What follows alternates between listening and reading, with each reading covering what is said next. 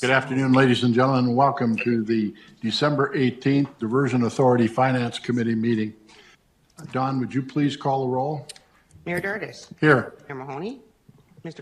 Mayor Carlson. Here. Ian. Ms. Thompson. Here. Ms. Johnson.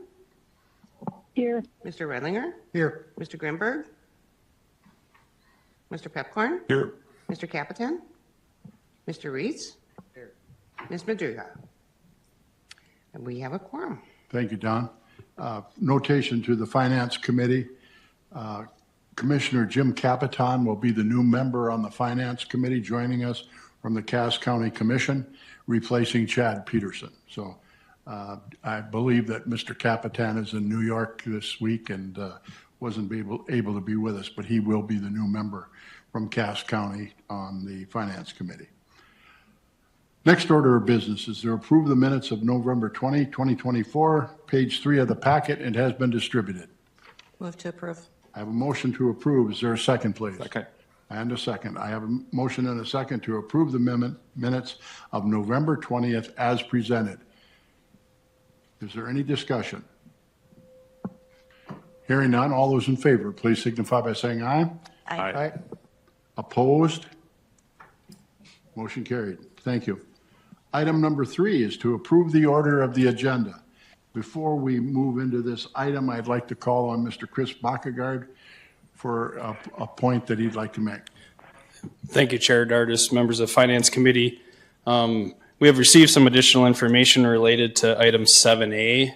So as staff, we would request that that item be removed from the agenda for further consideration to be brought back at a future date. Thank you, Mr. Bakkegaard. Committee members, Move to approve with the additional removal of 7A. I have a motion to approve the agenda with the amendment of removing 7A. Is there a second? Second. I have a second. Mrs. Thompson seconds. Is there any further discussion? All those in favor, please signify by saying aye. Aye. Aye. Opposed? Motion carried. Thank you. Item number 4 is the approval of the bills. We call on Susan Thompson, Finance Director, City of Fargo. It has been distributed and is on page 6 of the packet. The bills for the month of December, which are actually through December 12th, total $7,060,087. There's a few large ones on top. The biggest one is Clay County. That was primarily the closing on one parcel. And then Cass County Joint Water is also some property-related items. Any questions on those? Any questions, Ms. Thompson? Anyone? This is an actionable item. Move to approve. I have a motion to approve the presentation of the bills for through December 2024 of $7,060,087.53. Is there a second? Second. I have a second. Commissioner Pipcorn seconds. We have a motion and a second. Is there any further discussion? Hearing none, all those in favor, please signify by saying aye. Aye. Opposed? Aye. Motion carried. Item number 5, the finance report. Again, we call on Susan. Page 25 of the packet. It has been distributed. Okay, page 5 is the historic and year-to-date revenues and expenditures. I was just told to make a point. The City of Fargo sales tax that's listed on the first line, just so you know, the November payment is not reflected there, so this will be the same as what you saw last month. It will be corrected when we get that payment. It'll be 2 months worth reflected in the next month. And then if we want to look at the balance sheet, that is on the next page, 26. So both the funds, the diversion project fund and the budget fund, total assets of $283,395,680. There is liabilities of just under $300,000. So the net position in total is $283,095,804. Thank you. Committee members, any questions on the finance report? This is an actionable item. Move to approve. Motion to approve. Is there a second? Second. I have a second. I have a motion and a second to approve the finance report as presented by Ms. Thompson. Is there any further discussion? Hearing none, all those in favor, please signify by saying aye. Aye. Opposed? Aye. Motion carried.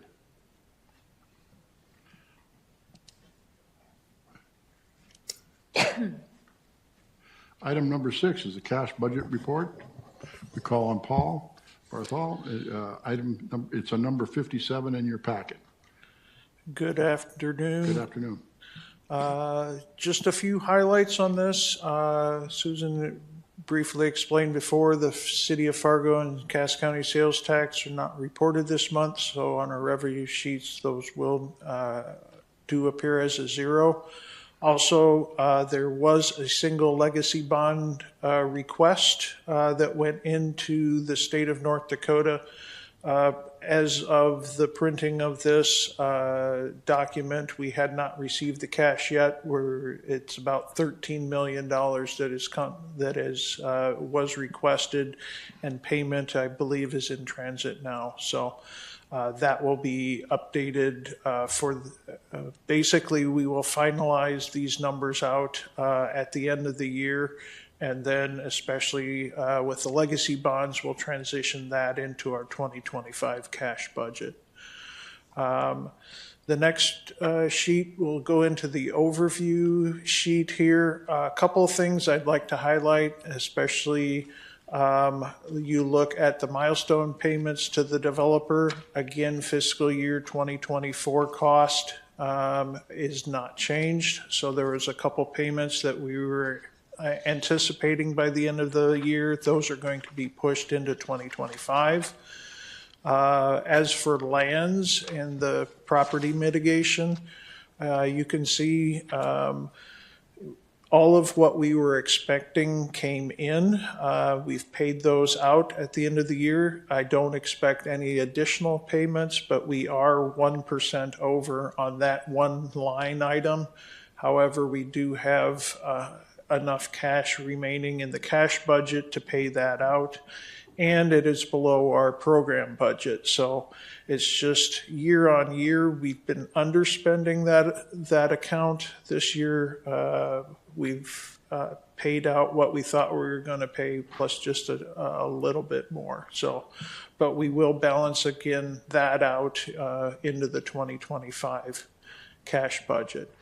Finally, the debt transfers total, you can see down there, we're over budget in that. The $864,000 was the previous temporary improvement bonds, the interest rate on that. And so for the previous 3 years, our budget has been that $864,000, we were paying on those bonds 0.48% for $180 million in bonds. Unfortunately, the last time when we renewed them this year, we were at around 3.5%. And so we're going to see a significant increase in our interest that we're paying here. And so that's the delta there, is that increase in interest that we're paying on those temporary improvement bonds. Other than that, most everything else is as planned. We're finalizing out everything as much as we can and trying to roll it into the cash budget that I'll go over with you later in the meeting. The overall admin budget is again in good shape. This is through the end of November, so we'll have some December costs in here, but we should be in good shape on that way for salary, benefits, and other expenses. Any questions? Any questions for Paul? Could you go back to slide number 1, please? For reference to those people that are online or trying to follow this, the point that Paul was making with regard to the lands and impacted property mitigation, he used a percentage of 1%. It's $648,651. So anyone that's following along. All right. Thank you. Any other questions for Paul? Thank you very much. Moving on.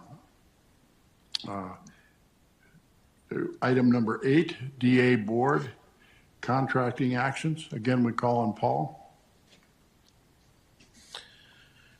All right, we have a number of contracting actions in front of you today, kind of a mixture of contracts and then a number of master services agreements and master construction services agreements. The first one is under our master services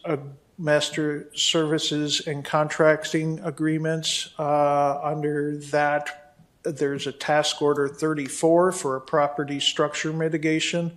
This is a significant farmstead, actually 2 locations that are significant farmsteads with very large grain bins and an elevator, and significant other structures, house, shop, other machinery around the area too. So this one came in slightly above our estimate, but this was the first one that we have done of this size and of this type. This is not just a single family home that we've been removing previously. So we're had 3 bids on this project. This is the low bid of the 3 with Schmidt and Sons for $678,940. Are there any questions on that one? Any questions? Let's continue on. We'll go Okay. through all of them, and then if anyone on the Finance Excellent. Committee wants to pull one out, we'll vote on it separately. Excellent, thank you. The next one is a master services agreement. That's the overriding agreement for the technical and consultants. This is for communication consulting services, Neon Loon, Amy. This is her master services agreement. Again, $0 to it. Her previous one expires at the end of this month, at the end of this year. And so this is basically a continuation of that master services agreement through 2027. The actual scope and fee will be negotiated, will be documented in a separate task order. The next one with the Flint Group. Excuse me. Yes. I have one question. In some of these master service agreements, and they're going to be negotiating, obviously for 2025, are we going to wait until our new executive director comes back on some of these or all of these? Or are our co-acting directors going to proceed and act with them? I can take that, Paul, Mr. Chair and members of the committee. Where there were work packages that were time sensitive, Robert and I, you'll see that we've both had approvals on these items in various forms. I've done some of the professional services. He's done some of the construction ones, just to try to keep things moving forward in advance of the director arriving on February 1. So I believe that we'll have a few more of these next month, but then Mr. Benson will get the rest of the work stream when he gets here. Thank you, Michael. Please continue, Paul. All right, with the services agreement, and this is an amendment to the existing services agreement with the Flint Group. They are providing some of the data backup for our social media and website clicks and reports that way. We have a deal with them. Actually, it's a very good deal that they're giving us this information on top of what they already mine for information. So it's a very easy process, and since they're already doing it, they're adding it on to our requests onto theirs, and so it's a very inexpensive way of managing this data. So the next one is a services agreement amendment. With the GA Group, we've had an ongoing contract with the GA Group for lobbying and coordination in North Dakota. Oh, okay. Doing all right in here? I'm okay. All right. And as part of that agreement actually expires at the end of December of this year and at the end of 2024. So this agreement is to extend their services through the legislative session of 2025, so 6 months at their standing rate of $24,000 for those 6 months.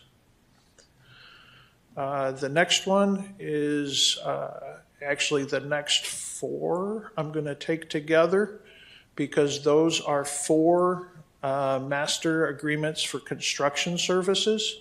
If you will recall, Mr. Peterson requested that we look for additional bidders for our property mitigation. So we went out and contacted several firms, did an RFQ for their qualifications to make sure that they were able to do this work. And these are the new master services agreement for construction services. You'll see we've got Park Construction, PWS, Linco, and then TF Powers and Company. And so the intent is, if we get them signed up through these construction services agreements, that we would include them on the bidding of the task orders, along with Schmidt & Sons, Hogue, and IBI that have been bidding on them for us previously. So we've got a lot of work to do this next year in property removals. I know a number coming due here in January, probably another 6 or 8. We had probably 6 that went through the process here in November, December timeframe, as folks are moving out before the holidays, and then we'll have a number more on the Minnesota side and the North Dakota side once we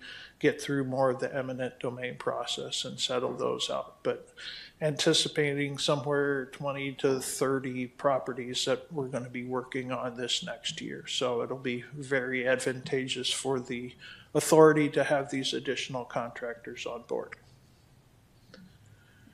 Thank you, Paul. So- Any questions? Okay. These items are a actionable item and a roll call vote. We can do them all at once, or if any member of the Finance Committee wants to pull out a specific one, if you would just include that in a motion, please. I'll make a motion for all, to include all of them. A motion to approve all of the board approved contracting actions A through H. Second. And I have a second by Mayor Carlson. It's been moved and seconded to approve all the items of the contracting actions, items A through H. Is there any further discussion? Hearing none. Don, would you please call the roll? Mayor Dardis. Yes. Mayor Carlson. Yes. Ms. Thompson. Yes. Ms. Johnson. yes, Mr. Redlinger. Yes. Mr. Grimberg, I believe you're on. Mr. Pepcorn. Yes. Mr. Reeds. Yes. And Ms. Madriga. Yes. And that is everyone. Thank you, Don. Mayor Mahoney as well. Thank you. Moving on to item number 9, other business. 9A is the third draft of the 2025 cash budget. Again, we'll call on Paul. It's on page 97 of your packet. Thank you very much. Again, continued discussion and dialogue, as I started earlier, on the cash budget. We are working to finalize everything out in 2024, make sure this is up to date and as accurate as we can get it. I'd hoped to have everything up to date by this meeting, but I think we're with the last draw from the legacy bonds. I'd like to include that in the next version so that we have our assets fully outlined at that point and our revenues at that point. So my plan is to bring you the final version in our January meeting for approval then.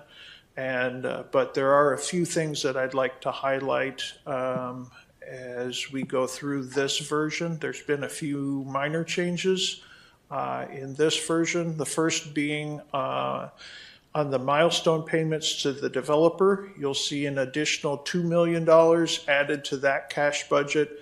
That is some of that carryover. We are still working on that to refine that, so you may see an adjustment upwards of that also in the January one, but working to get that one finalized.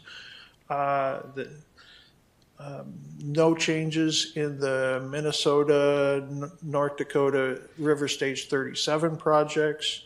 There is about a $5 million increase in the lands budget proposed for next year. This cash budget still falls within the program budget. We're getting closer to the limits of that budget, but we still have enough in that program budget to cover this cost. This additional cost is anticipated for litigation costs, especially in North Dakota. We have a number of eminent domain trials that we will actually be going to trial, probably starting in February, March, and then throughout the year. On the North Dakota side, the authority is responsible for all legal costs for the property owners. And so we have anticipating some of these eminent domain cases, we've added some additional legal funds to that, so about $5 million for that. Non-construction costs went through there, minimal change, went down about $300,000, and no major changes. There is some additional in the third-party MOUs. Again, another about $5 million. Finalizing utility costs, we've gotten at the last month's version, the last version 2, we had some estimates. We got some more finalized costs from the utilities on what they plan on spending next year, including the Oxbow relocation for that substation there. And then the final change is one I kind of highlighted before, the temporary refunding improvement bonds repayment. We had been at a rate of about $864,000 for interest payments. We're unfortunately going to be at about $6.2 million with that change in interest rate next year. So looking at the total bottom dollar, we're looking at a $421 million budget for next year, of which, keep in mind, about 234 are payments to the developer. So without the payments to the developer, our budget is actually going down from what it is this year. But with those payments, we will utilize the funding sources that we have. We are still refining, like I said, on the funding sources, the legacy bonds, and what the funding is left there. We're also then looking at the WIFIA draws and making sure that those will match the payments to the developer, because that's really only what's available. What's eligible for WIFIA is the payments to the developer. Other than that, I think we're in pretty good shape. Is a couple draws from infrastructure escrow accounts and the Buffalo Red escrow accounts. Those are monies that have been set aside, and so they're sitting there waiting for us to use. That's just basically an accounting mechanism. So as the checks come in, we do have a account to draw from. So those escrow accounts are designated. Those are part of Susan's report. And so the money that you see there is not above and beyond. It's just drawing it out of those escrow accounts. So any questions? Commissioner Pipcorn. So, Mr. Chair, the one question about the eminent domain cases, I'd be interested to know how many there are left that are potential? And then your anticipation is how long do you think they take? Have they taken a long time, or do you think they'd be resolved like next year, the ones that are remaining? I guess I'm curious with that one. The timing one, yeah, Jody, are you on? I am online. Do you want me to help? Go right ahead, Jody. I'll give you that one. Okay. You've got the details. Yeah, so just to answer your question, then we're going to in total have approximately 130 eminent domain cases between North Dakota and Minnesota. Some of those have been authorized, but the filings haven't been completed. In Minnesota, the process is significantly different than in North Dakota. So as soon as we get through a necessity hearing, we've had 2 this month already, we acquire the necessary property rights that we need. And then that is the date of taking. So for example, we had quite a few properties go through approximately April 1st. So regardless of how long it takes us to settle those cases, the value of that property on April 1st of 2024 is what we will pay. In North Dakota, it's very different, and the date of taking essentially is the trial date. We have quite a few trials scheduled out through 2025. We're still doing what we call scheduling orders, trying to get the remaining trials scheduled out. They will run through 2026. And so our goal then is to button these up by the end of 2026. There's going to be some challenges there because we do have structures that need to be removed. And with those structures are some utilities. So this will pull us out probably 2.5 years before we complete the eminent domain process.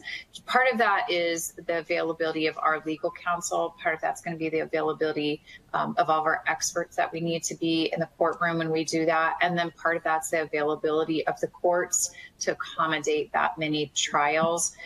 Those trials are split up between both Cass County and Richland County.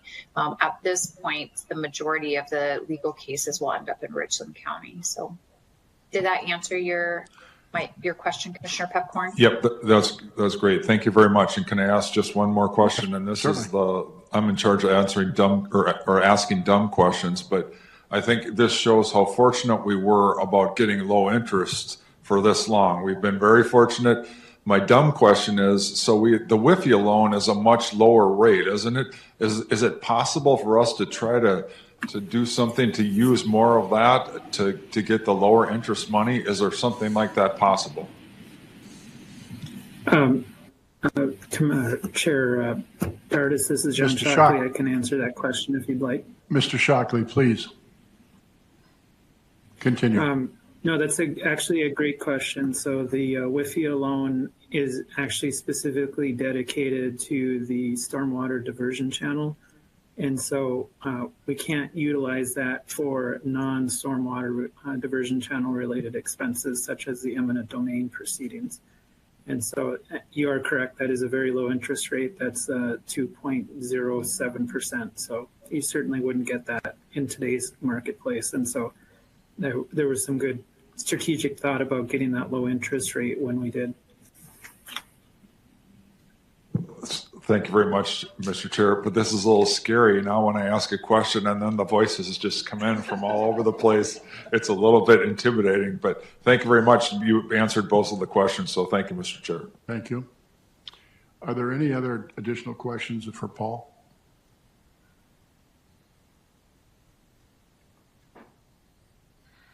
If not, we move on to item 9B. Again, we call on Paul. Thank you, Mr. Chair. In front of you is a summary that we're asked to put together per the last planning committee meeting. In the planning committee, there is some discussion about the rate increases for the consultants and contractors on the project and what they have been, a historical value of them. So before you is the sheet that we put together. These include both contracts to the authority and then also contracts used by Cass County Joint and MCC JPA for the services for land acquisition. And so you'll see several different titles in there. There are percentages that are the actual percentage rates, percentage increases of all the rates. You will see rate sheet, and what that means is that as the rates were approved, there was the rate sheet itself was submitted, and so there wasn't a consistent percentage increase, but the rate sheet itself was approved. So some may have gotten a 5% increase, others may have gotten a 2% on that rate increase. But it kind of averaged out in that way. And then the other that you'll see is kind of an NA, not applicable, as they either weren't hired by the authority at that point. When we went back to 5 years, we saw several companies that had been hired on, or the other is not available. Some of these we didn't have the access to in the time that we needed to. So any questions I can answer that way. There's a lot of data here, a lot of backup for this, and we tried to pull it together as best we could since the last planning committee meeting in early December. This item is an informational item only today. So if you want to take some time to look at that, when in visiting with Paul, there were questions about the contract end dates and then the identified percentages in the contract, because some of the contracts had them built into them, and then as well as some of the agreements are written that it's at the discretion of the executive director. Correct. After negotiation and discussion with them. So this, as Paul indicated, this is a very complicated piece of information, and if anybody wants to dive into it further, it would require Paul to answer his questions. So I will make one additional comment. You do see that MSAs, and I'm going to pick on Amy since she's here. If you look at Neon Loon, her contract end date was December 31st, 2024. So that is why we brought before you an additional MSA. So, but all of those MSAs, master services agreements, has the language, has the verbiage in it of a annual increase. Some of them are capped. The majority, as the chair has stated, are at the discretion of the executive director. However, there are also language within there that provides the executive director access to the financials of those groups to verify the need or where they're at with their company's financials that way. So, any questions? All right, thank you. thank you. Does any member of the Finance Committee have any non-agenda items that they'd like to bring forward at this time?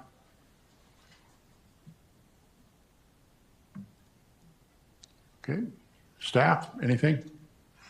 Non-agenda item? All right, our next meeting will be January 22nd, 2025.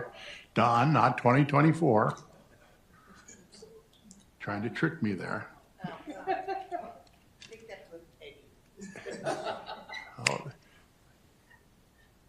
Anything else? Happy holidays. Again, our next meeting is January 22nd. We stand adjourned. Thank you.